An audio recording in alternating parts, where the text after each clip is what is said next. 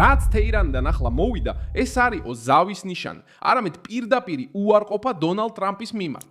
ღმერთის სახელით, მოწყალე და გულმოწყალე, ის სტრატეგიული ძალა, რომელზეც ამდენს ლაპარაკობდით, სტრატეგიულ მარცხად იქცა. თუ თვით გამოცხადებული მსოფლიოს ზესახელმწიფო ჩიხიდან გამოსვლას შეძლებდა, ამას უკვე გააკეთებდა. თქვენი მართლის შეთანხმება არ მონათლოთ. თქვენი დაპირებების დრო დასრულდა. დღეს მსოფლიოში ორი ბანაკია, სიმართლის და სიცრუის. არც ერთი სიმართლის მაძიებელი და თავისუფალი ადამიანი არ მოიხიბლება თქვენი მედიის ტალღებით. თქვენი შინაგანი კონფლიქტების დონემ იმ წერტილს მიაღწია, რომ უკვე საკუთარ თავებთან მოლაპარაკებებსაც არ მოებთ. თქვენი ინვესტიციები რეგიონში აღარ იქნება და ძველ ენერგიისა და ნავთობის ფასებსაც ვეღარ იხილავთ. სანამ არ გაიგებთ, რომ რეგიონში სტაბილურობას ჩვენი შეიარაღებული ძალების ძლიერი ხელი უზრუნველყოფს, სტაბილურობას ძალით. ჩვენ მკაფიოდ ვაცხადებთ, რომ სანამ ჩვენი ნება არ იქნება, არც ერთი მდგომარეობა ძველ მდგომარეობას არ დაუბრუნდება. ეს ნება არის ეს მომენტი მხოლოდ მაშინ დადგება, როდესაც ირანის ერის წინააღმდეგ მოქმედების იდეა სრულად წაიშლება თქვენი ბინძური გონებიდან. პირველი დრიდანვე ჩვენი სიტყვა ეს იყო, არის და იქნება. თქვენაირ ადამიანებთან არავინ შეთანხმდება, არც ახლა და არც მომავალში. და არ არსებობს გამარჯვება თუ არა ღმერთის ხოვლის შემძლე და ბრძენის მხრიდან. ირანის მთავრობამ მკაცრად და საჯაროდ უპასუხა ამერიკის პრეზიდენტის განცხადებებს, რომლებიც ეხებოდა სავარაუდო მოლაპარაკებებს შეერთებულ შტატებთან. შეტყობინება მარტივი იყო. ირანის თქმით, ვაშინგტონი აცხადებს არარსებულ შეთანხმებას. საუბრის დადასტურების ნაცვლად ირანის ოფიციალურმა პირებმა დონალდ ტრამპი დაადანაშაულეს იმაში, რომ ის საკუთარ თავთან აწარმოებს მოლაპარაკებებს. კიდევ ერთი მკაცრი გზავნილი გაუგზავნეს, რომ ამერიკელებმა მარცხ შეთანხმებად არ უნდა მოიხსენიონ. როიტერსმა და AP-მ ეს რეაქცია ახალი ვერბალური ესკალაციის ნაწილად მიიჩნიეს. როიტერსის ცნობით ამ პასუხის ცენტრში ირანის სამხედრო ხელმძღვანელობაა. ყველაზე გამორჩეული განცხადება ირანის შეიარაღებული ძალების გაერთიანებული სარდლობის პრესპიკერ ებრაჰიმ ზოუფაქარისგან მოვიდა. მან საჯაროდ დააყენა კითხვის ნიშნის ქვეშ ტრამპი და მიანიშნა, რომ თეთრმა სახმა მოლაპარაკება თავად გამოიგონა. ეს მიუთითებს, რომ უარყოფა არ იყო მხოლოდ გვერდითი ან მეორეული წყაროებიდან, არამედ ოფიციალური არხიდან, რომელიც რეჟიმის თავდაცვის სტრუქტურას უკავშირდება. თეირანი ცდილობს სიმტკიცე აჩვენოს მოსახლეობას, მოკავშირეებს და მოწინააღმდეგეებს. მნიშვნელოვანია, როდის მოხდა ეს. პუბლიკაციები მიუთითებს, რომ ეს პასუხი გაძლიერდა 2026 წლის 24-25 მარტს ომის თავდასხმებისა და მზარდი ზეტოლის ფონზე, რაც ენერგეტიკულ ბაზარზე აისახა. ეს საკითხი მნიშვნელოვანია, რადგან ის მთლიანად ცვლის კონტექსტს.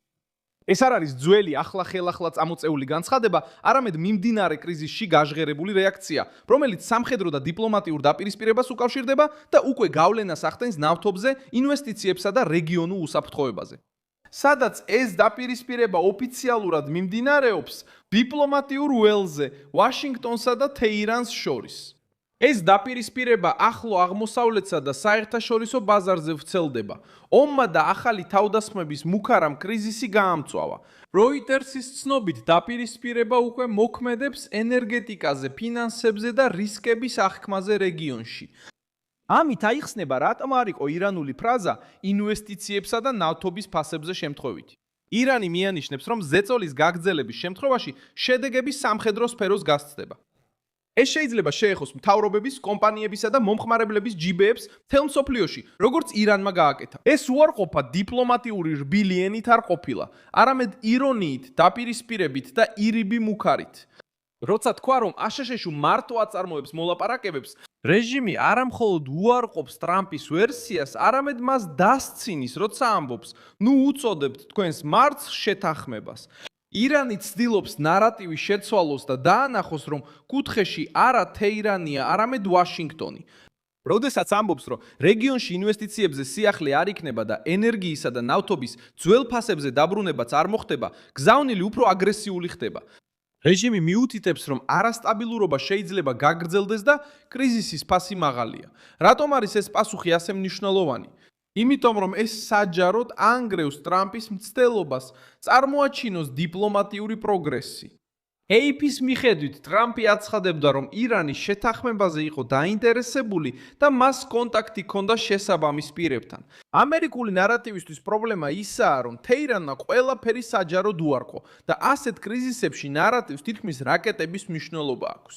როცა ერთი მხარე მოლაპარაკებებს აცხადებს და მეორე ამას ბლეფად თვლის, მსოფლიო ამას სანდოობისთვის სერიოზულ ბრძოლად მიიჩნევს. კიდევ ერთი გადამწყვეტი ფაქტორია ის, რომ ირანი როგორც ჩანს ცდილობს თავიდან აიცილოს ნებისმიერი კაპიტულაციის შთაბეჭდილება.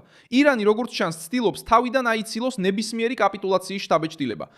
და ეკონომიკური თვალსაზრისით აშშ-სთან პირდაპირი დიალოგის აღიარება ქვეყნის შიგნით შეიძლება აღიქმებოდეს როგორც უკან დახევა. სტრატეგია იყო პასუხისგაცემა, თუნდაც პროვოკაციულად. მიზანი არის შეინარჩუნოს წინააღმდეგობის პოზიცია.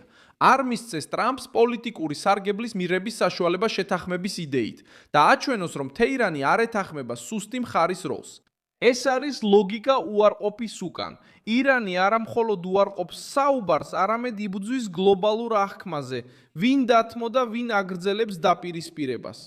ამის პრაქტიკული შედეგი შემაშფოთებელია, როცა ერთი მხარე საუბრობს მოლაპარაკებაზე და მეორე პასუხობს დაცინვით, დაძაბულობის შემსუბუქების სივრცე მცირდება. ეს ზრდის გაურკვევლობას, აძლიერებს რეგიონულ დაძაბულობას და ბაზარს მუდმივ მზადყოფნაში ამყოფებს. როიტერსმა აღნიშნა, რომ ომმა ახლო აღმოსავლეთის ენერგეტიკაზე ღრმა კვალი დატოვა. სააგენტოს სხვა ანალიზმა აღნიშნა, რომ კრიზისი ნავთობის ფინანსურ სისტემის ძველ რწმენებსაც აარყევს. ირანის ნათქვამი ნათელია. ის უარყოფს ტრამპის ვერსიას. არ ეთანხმება ვაშინგტონის მიერ თეირანის დადასტურების გარეშე შეთანხმების გამოცხადებას და სურს ეს ეპიზოდი თეთრი სახლის პოლიტიკურ მარცხად წარმოაჩინოს. ვინ ლაპარაკობს? ეს არის რეჟიმის სამხედრო ბირთვი.